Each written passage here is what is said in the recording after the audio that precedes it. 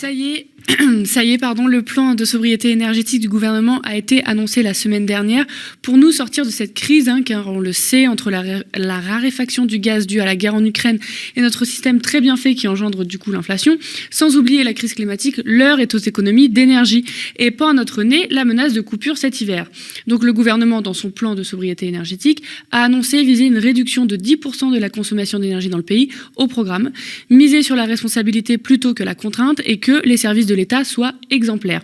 Chaque geste compte, c'est la campagne du gouvernement, refrain assez classique, bref, il faut limiter son chauffage à 19 degrés, 17 dans les chambres, décaler l'usage des gros appareils pour éviter la coupure pendant les pics de consommation, et il y aura même le bonus sobriété pour récompenser les foyers.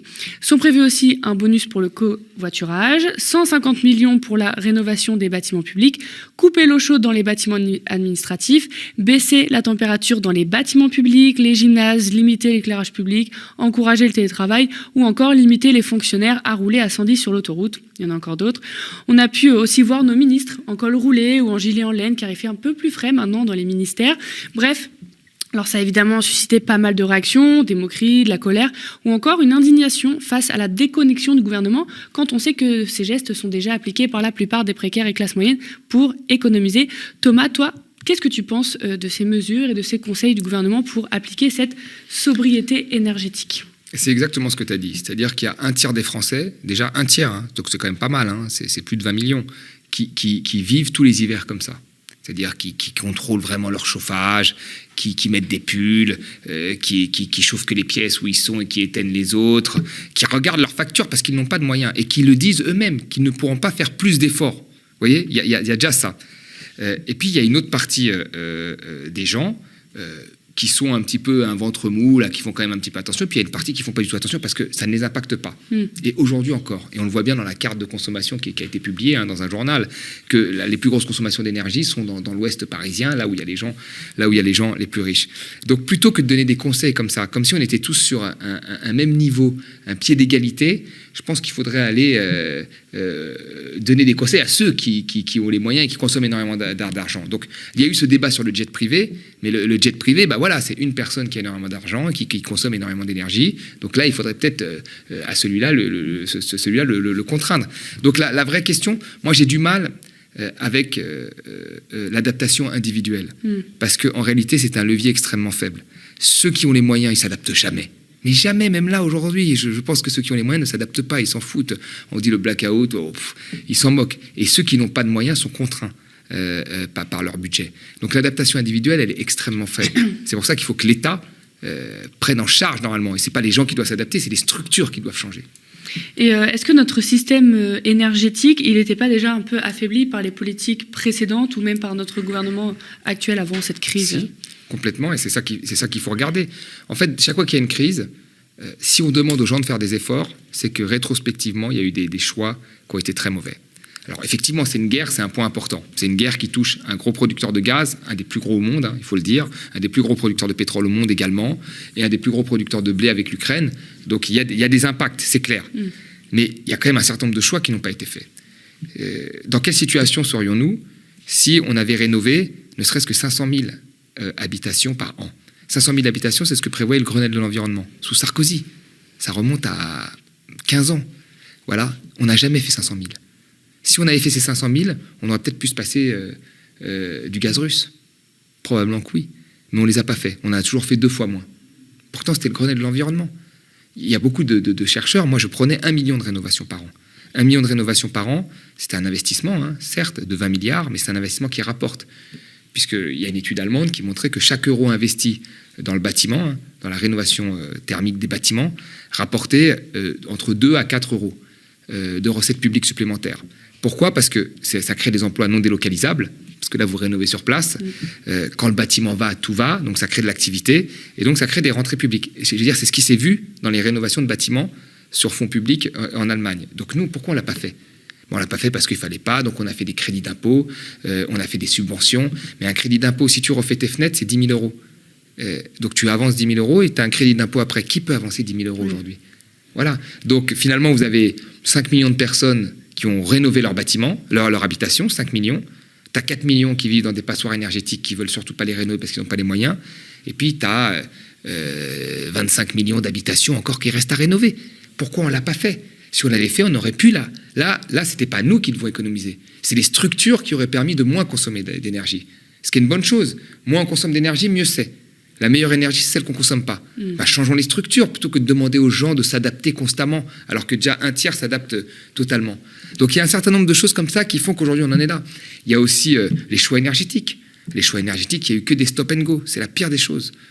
Solaire, on s'est lancé, puis on a arrêté. Maintenant, on importe les panneaux solaires de Chine. Le nucléaire, alors certains voulaient, d'autres ne voulaient pas. Même les mêmes personnes parfois ne voulaient pas et maintenant veulent, comme Macron. Il ne voulait pas au premier Macron, maintenant Macron il veut. Mais là, il y a des choix à faire. Qu'on choisisse le nucléaire ou le renouvelable, il faut faire des choix. Voilà. Il faut faire des choix selon la contrainte écologique et également les contraintes financières et les contraintes aussi de durée, des investissements, etc. Le nucléaire, nous arrivons à 37 ans d'âge moyen de nos réacteurs. Là, c'est le choix pour trouver une décision. Qu'est-ce que l'on fait ? Est-ce qu'on met 50 milliards sur la table et on allonge la durée de vie de 10 ans ? C'est un choix politique qui doit être fait et qui aurait dû être fait beaucoup plus en amont. Ou est-ce qu'on en sort progressivement en préservant l'équilibre énergétique et les échanges avec les pays européens ? Mais c'est des questions qui doivent être traitées et qui n'ont pas été traitées politiquement. Les gens font des alliances et ils choisissent en fonction des alliances leur politique énergétique. Et ça, c'est très mauvais. Donc un certain nombre de choix ont fragilisé notre système énergétique et nos modes de consommation d'énergie, ce qui fait qu'un impact exogène, une guerre, fait que on tient grâce à nous. Et c'est pareil pour le Covid. Le Covid, l'hôpital était à genoux. Il y a un Covid qui arrive. Donc comment on fait ? On doit confiner, c'est grâce à nous. Voilà. Et la crise de 2008, c'est pareil. Dès qu'il y a une crise, en fait, il faut toujours avoir une analyse prospective pour voir ce qui nous amène en fait, au fait que nous avons si peu de résistance.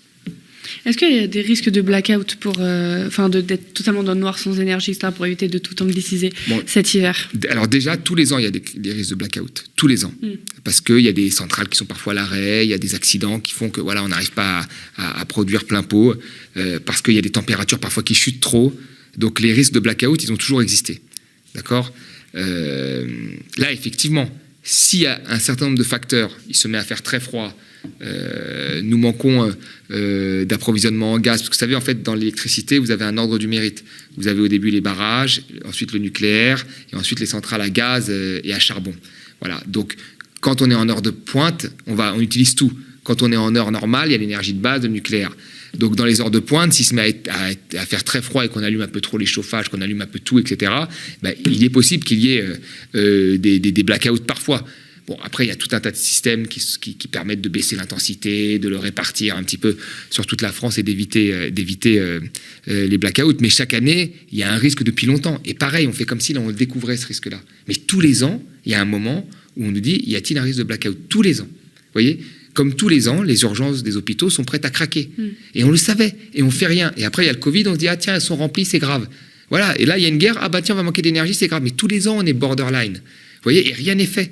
C'est ça, en fait, normalement, l'état stratège et la vision stratégique que doit avoir un président ou des présidents et qu'ils n'ont pas eu. Qu'ils n'ont pas eu parce qu'aujourd'hui, la politique, c'est un concours de beauté, c'est la petite phrase que tu sors, c'est le machin, et puis après, tu vas faire plein d'émissions. Et c'est pas une vision un petit peu technique et stratégique. C'est ça qui nous manque. Et c'est ça qui fait qu'à la fin, in fine, nous arrivons, nous sommes nus, et c'est à toi de t'adapter en éteignant ta lumière et en dormant sans chauffage, etc., etc., etc. J'ai l'impression qu'on attend toujours d'être devant le fait accompli et que c'est la politique du court terme, en fait. Oui, c'est la politique du court terme, mais il y a même des gens maintenant qui théorisent ça. Il y a un livre de M. Rousseau qui était au cœur de la crise du Covid, qui vient de sortir un livre. Il était anciennement communiste, maintenant il est chez Macron. Voilà. Mais bon, il a sorti un livre et ce qu'il théorise dans son livre, c'est exactement ça. Ouais. C'est le fait qu'il faut que l'État soit... Mais c'est n'importe quoi, ça. Je veux dire, c'est pas ça. C'est pas du tout ça. Il y a toujours quand même... si nous avions fait les investissements nécessaires dans l'hôpital, combien de morts nous aurions évité ? Cette question me hantera toujours. Si nous avions fait les investissements dans les rénovations des bâtiments, est-ce qu'aujourd'hui, on ne pourrait pas se chauffer normalement en consommant moins d'énergie parce que la rénovation aurait été faite ? C'est une question qui va hanter tout le monde. Vous voyez ? Et donc, c'est ça qu'il faut se poser comme question. Il ne faut pas attendre d'être au bord du fossé pour commencer à réagir. Normalement, il faut avoir un minimum d'anticipation.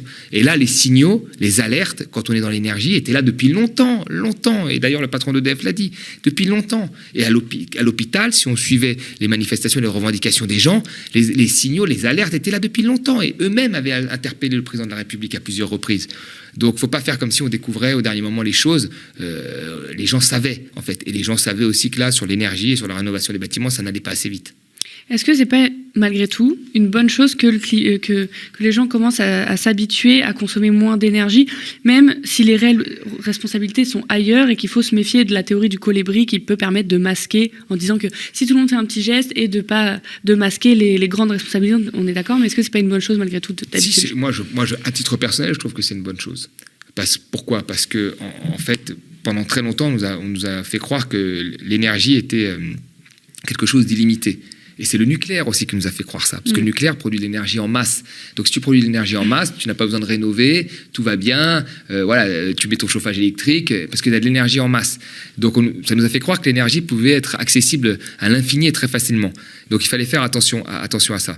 Mais moi, je suis pour ça. Mais ce qui me dérange, encore une fois, c'est quand on fait tout reposer sur l'individu et pas sur les structures. Et c'est tout le temps comme ça. Vous savez, aujourd'hui, il y a des marques de boissons sucrées qui sont tellement puissantes qu'elles peuvent faire la publicité, te marquer en bas, ne consommez pas trop de sucre. Il y a des marques de vêtements qui sont tellement puissantes qu'ils peuvent te dire, n'achetez pas trop de vêtements. Il y a une marque de jeans très puissante qui fait la pub en disant ça, n'achetez pas trop de vêtements. Vous voyez, c'est ça. Parce qu'ils savent pourquoi ils font ça. On pourrait dire qu'ils se mettent une balle dans le pied, mais non, ils savent très bien que l'ajustement individuel est très faible. Voilà. Et à partir de ce moment-là, tu peux leur dire aux gens, n'achetez pas, ils achèteront quand même. Voilà, ils savent très bien. Donc c'est pour ça que c'est pas à l'individu de s'adapter. C'est normalement à l'État, le politique, de prendre des mesures pour que les structures, les bâtiments soient mieux rénovés, qu'il y ait plus de transports en commun, justement pour que les gens n'aient pas besoin de prendre leur voiture et ainsi de suite. Voilà, c'est pas aux gens de dire ne prends pas ta voiture alors que tu vas mettre 3 heures et prends ton vélo. C'est pas des choses comme ça. C'est très limité. Ça peut jouer, mais c'est très limité. Et ça clive aussi les gens entre eux. Ça tend les gens entre eux. Merci Thomas. Merci.